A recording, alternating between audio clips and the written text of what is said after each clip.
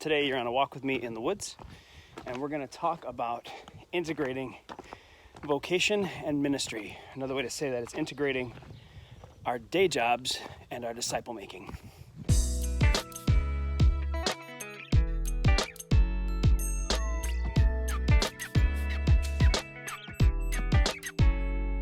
One of the primary challenges facing cross-cultural disciple makers in contexts that are unfriendly to the way of Jesus is the challenge of integrated identity. Often the person that we present to our host culture or to our neighbors or to our friends just doesn't make sense. Who can work that few hours and still make ends meet? Why would you live here when you could live anywhere? What do you do every day? These are questions that if we don't have answers to them can plague us and make it difficult to incarnate the way of Jesus in the places where we live. So one of the ways that we cultivate good answers to those questions is we cultivate an integrated identity. We actually hold jobs. We actually do things that make sense in the community. In some societies, that's more important than others. But in all societies, we are faced with this question of how do we integrate our day jobs with our ministries. In the societies that are more open to the gospel, the question is almost the inverse. How do we integrate day job life with the ministry that we present? Like how do we live the Jesus way in a way that others could live it after us if they weren't funded? Now, we didn't first encounter this question or this challenge when we moved overseas. We didn't first run into this problem when we moved overseas. We saw it first in the U.S., in Nashville, where we helped to pastor a church. The kinds of things that a pastor could show people, the kinds of things that a pastor could say to people far outstripped the kinds of things that a pastor could show people, because most of the people in the pews had jobs that were very different from a pastor's job. So it was incredibly difficult to model workaday discipleship. So whether you're living in a far-flung place that has laws and government predispositions that are unfriendly to the propagation of the message of Jesus, or if you live in a culture that is perfectly friendly to the propagation of the message of Jesus, but you're struggling to identify how to either live the Jesus way because your models have lives very different from you, or you are one of those models and your life is so different from the people that you're discipling that it's hard to help them follow you as you follow Christ. In either case, the question of integrating vocation and ministry becomes central.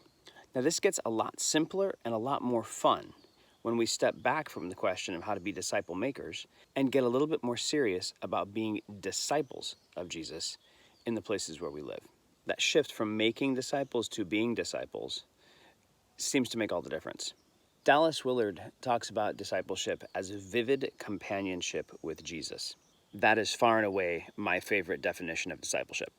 So if I begin to ask myself, how can I cultivate a more vivid, vibrant, clear, demonstrable, personal apprenticeship to Jesus in my real life, in the warp and woof of my actual workaday life, the question of integrating vocation and ministry suddenly gets a whole lot easier. But that's only true if my discipleship to Jesus is actually getting more vivid. It's no good to try to cultivate a vivid presentation of your discipleship to Jesus while on the inside it's blurry or cloudy or grayscale. It seems like the trick is to lean hard into our particular identities as disciples. Really, truly lean on that. There is a lot of validity to focusing on your identity as a son or daughter of God, and a great deal of validity in focusing on your identity as beloved. However, it's really easy to get both of those wrong, to import the way you were loved or not loved well in your family of origin into your understanding, your experiential understanding, the way you feel about being beloved. It's super easy to take the worst parts of how your parents parented and then bring that into your identity as a son or daughter. How can you get clear of that? How can we kick free of our predispositions to misunderstand our foundational identities? The gift is that our primary identity, let's say our first identity, is as disciples of Jesus. Jesus came to us and didn't say, get saved. He came to us and said, follow me. This is the invitation, to be the student of Jesus, to be the apprentice to Jesus. Jesus is the master of living in God's house. Jesus is the master of living real human life, dirty, messed up, prostitutes and tax collectors everywhere, human life, carpenter life, living that life with God. That's what he's the master of. And as his apprentices, that's what we're learning. We're learning how to live our dirty, half-baked, really difficult, challenging, mundane, boring, occasionally very exciting, workaday lives exactly as he would live them if he were us. That's our foundational identity, and it's Jesus who teaches us what it is to be beloved, and it's Jesus who teaches us what it is to be a son or daughter. It's Jesus who corrects our misunderstandings and our felt misunderstandings, our misunderstandings at the level of instinct. It's Jesus who shapes those to the degree that we embrace him as our actual teacher. So the more vivid and vibrant my own discipleship can become to me, the more vivid and vibrant it can become to the people around me. Now, this isn't a function of being a nice person so people can say, oh, look, those Christians, they're nice people. We want them to rent our houses and work in our schools. This is more a function of genuinely finding out what Jesus thinks about everything and then explicitly stating that Jesus' thoughts on this particular issue, whatever the issue is, are the reason why you're making the decisions that you're making. When we lived in West Asia 1, I would routinely get invited to go out with other married men to find women to have inappropriate relationships with. And I would tell them, I don't do that. Not just because I don't do that, but because Jesus said that I shouldn't do that. Not only should I not do that, like even entertaining the idea of it in my heart is basically the same thing as doing the thing. And these behaviors are explicitly against God's law. And they're not just bad, they're like damage my heart. And they damage the heart of the other person. And if I went with you, it would damage your hearts. I would be damaging your hearts by helping you do this. So no, guys, I can't go because Jesus said. That can seem goofy, but it's a sight better than saying, no, I'm a Christian and therefore I don't commit adultery. It's much better to actually introduce them to what Jesus says about things and what Jesus thinks about this thing. And what happened pretty quickly was people would identify me in the neighborhood as, oh, that's that guy that only sleeps with his wife. Why does he only sleep with his wife? Oh, because Jesus said. Something about Jesus. I could have just as easily just said no. No, I don't want to do that. No, thanks. But I would have lost an opportunity to explicitly say, not you shouldn't do it, but I don't want to do it. I can't do that because I am a student of Jesus. Occasionally it could get a little comical because in the various jobs that I held during our 8 years in West Asia, occasionally people would interrupt me when I was answering their question about something with, is it because Jesus said? No, I can't actually accept payment for work I didn't do. Because Jesus said? Yeah, because Jesus said. Now for this to not be pretentious, pretend kind of Ned Flanders, Heidi-ho, neighbor, I'm a really good person. For it to not be like that, we have to actually be people who are consuming large amounts of the Gospels, who are routinely setting in front of our attention the words of Jesus. I don't know if you recall in John 15 when Jesus says, if I abide in you and you abide in me, you bear much fruit. He actually juggles the language a little bit. And if he says, if you abide in me and my words abide in you, he gives us a way to practice abiding in him and having him abide in us. And the way that he gives us to practice that is having his own personal teachings, his mind on matters, resident inside us, banging around inside us, on the forefront of our minds because we are consistently putting it in front of our attention. Just like we would do if we actually thought we were students. If you were a neurobiology student, you'd be reading a ton of neurobiology. And if you were a music student, you would be doing scales and magic things with guitars and instruments that I can't do. If you were a kung fu student, you would be standing in weird poses and wondering if this is going to actually help you fight, but you'd be doing it all the time.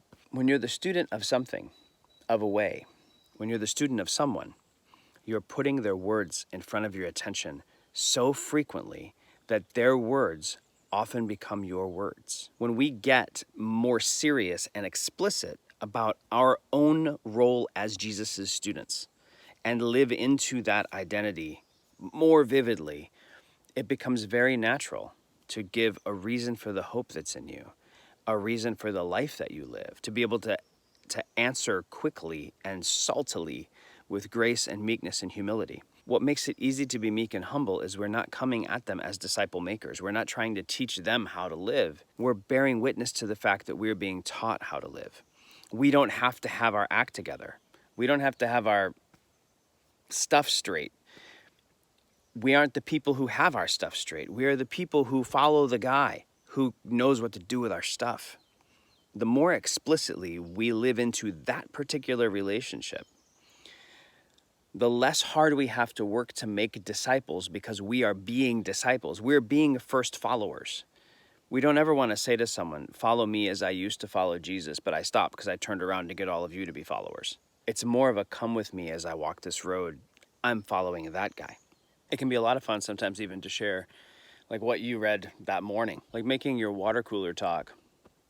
I was reading this thing that Jesus said this morning, and these are my thoughts about it. These are my thoughts about it. What are your thoughts? How does that strike you? Does that remind you of anything? Some kind of engagement question with your buddy at the water cooler. Things like that are one step above water cooler chat. They're one step beyond, hey, how are you kinds of questions. And sometimes we like to say that we don't want to make the other person uncomfortable by leveling up the quality of the conversation. In my experience, though, most of the time, we don't want to be uncomfortable. We don't want to be uncomfortable with the possibility that they might be uncomfortable. But after the first couple of times doing that, you pretty quickly establish yourself as somebody who might occasionally talk about Jesus.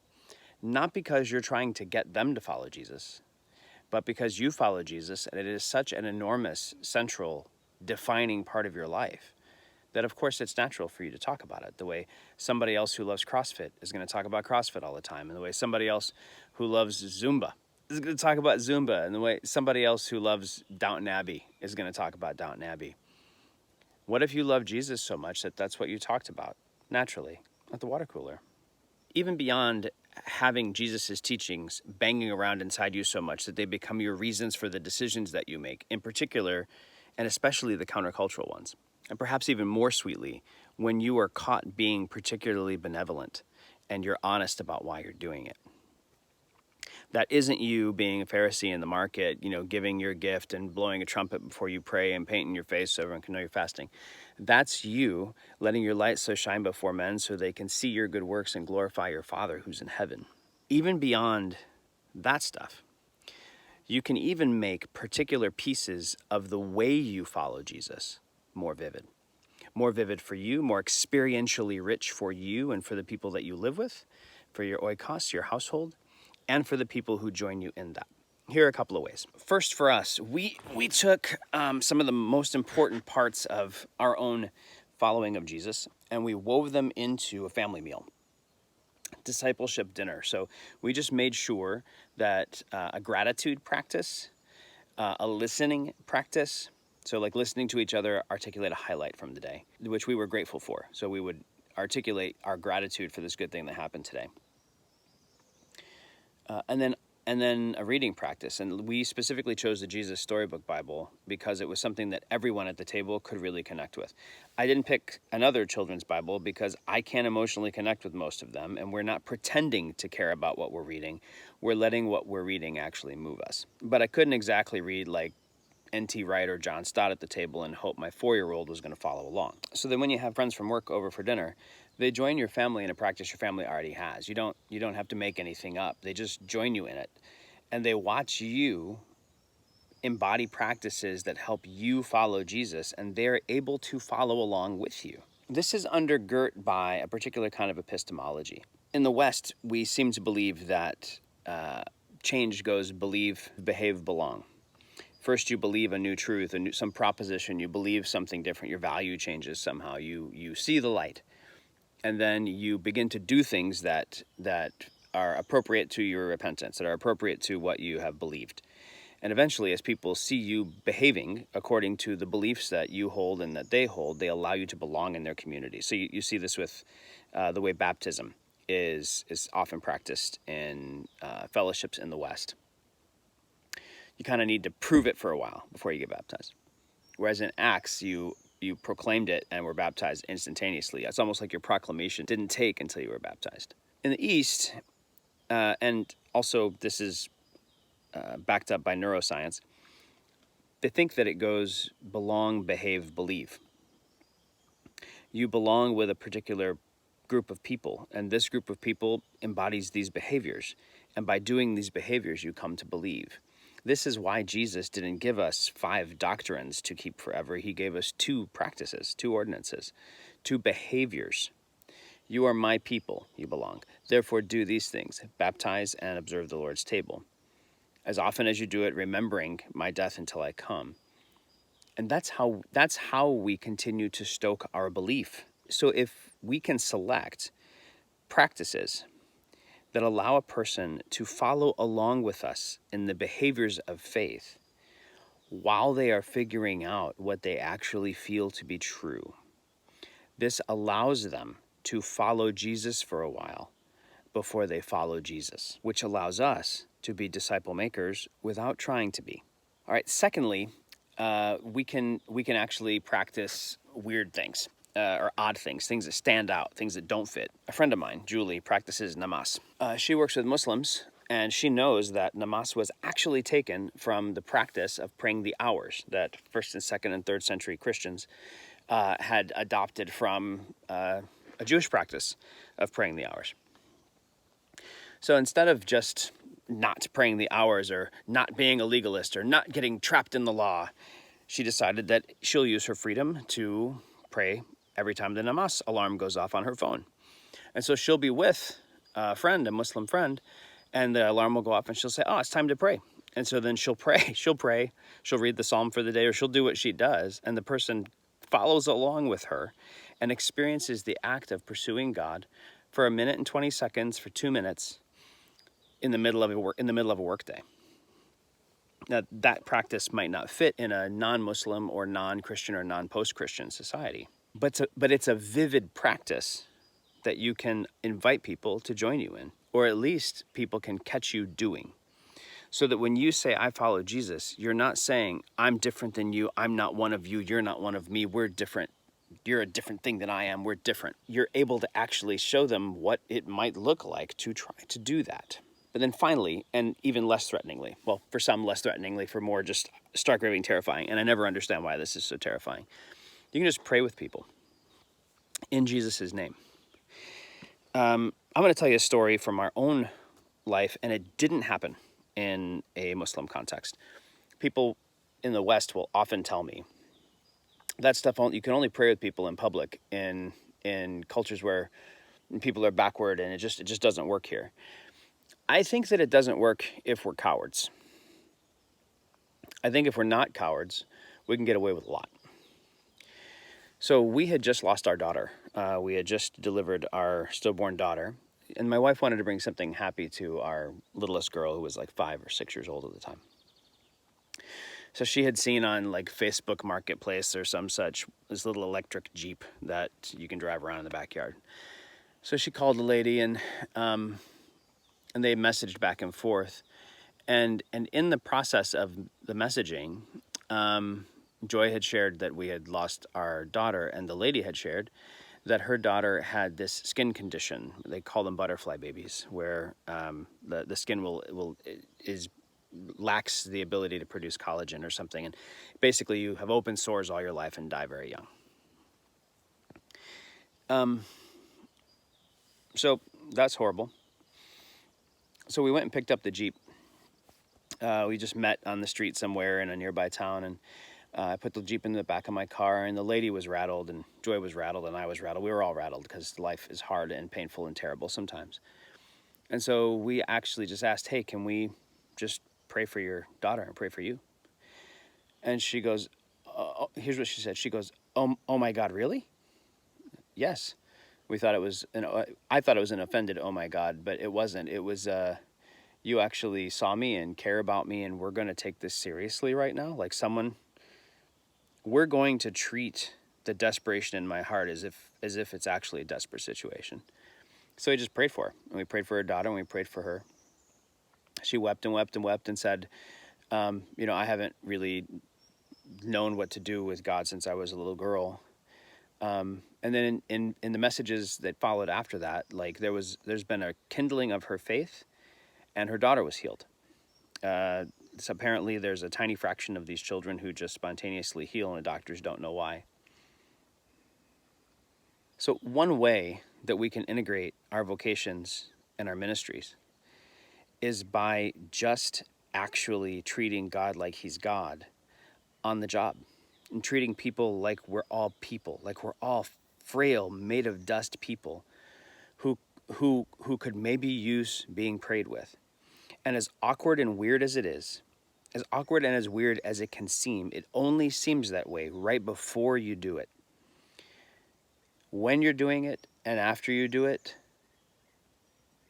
it seems like the most natural and human thing in the world. More ground is covered praying with people in Jesus' name than maybe anything else we can do. All right, so to review, an integrated identity, an integration of vocation and ministry may be less about trying to weave being a disciple maker into our day job, and it might be more a matter of weaving being a disciple into our day job, or treating our day jobs as the place where we are being apprenticed by Jesus. As we do that, we do need to cultivate a student relationship with him. Among our other wonderful relationships with Jesus and the rest of the Godhead, we have to cultivate this student relationship. And it isn't just a function of being good Bible students. It's a matter of believing that Jesus is trying to teach us how to live our actual lives, the way he would live our actual lives if he were living them. And here's a hint. He is. I think we do that best by imbibing huge amounts of the four Gospels and letting the actual words of Jesus, the red letters, bang around inside us as much as possible, and then offering those red letters as the reasons for why we are the way we are, why we think the way we think, and why we do what we do. Further, we can select practices that make our apprenticeship to Jesus even more vivid and experiential for us and experiential for people who want to join us, either at dinner or in prayer or in praying when we just pray for them on the spot. And those three things, weaving vibrant, rich discipleship practices into your normal life, letting your own discipleship interrupt your normal workday, very briefly, very frequently, very visibly, like praying namas or praying the hours. And then number 3, praying with people in Jesus' name. I think these three things, more than anything else, and there's other stuff, but this is a short video, these three things, more than anything else, have helped us integrate our vocations and our ministries in all the places where we've lived, from the Bible Belt to post-Soviet Muslim Republic and different points in between. All right, you may have some thoughts about this. I would love to hear them. So in the comments below, maybe share a practice that you have found helpful to increase the vividness or the vibrancy of your own embodying of your apprenticeship to Jesus. Share a question or a comment. Offer some pushback. Let me know if you think it's just too crazy to pray with people. And maybe help me know how I could help you integrate your vocation and your ministry. Love and peace.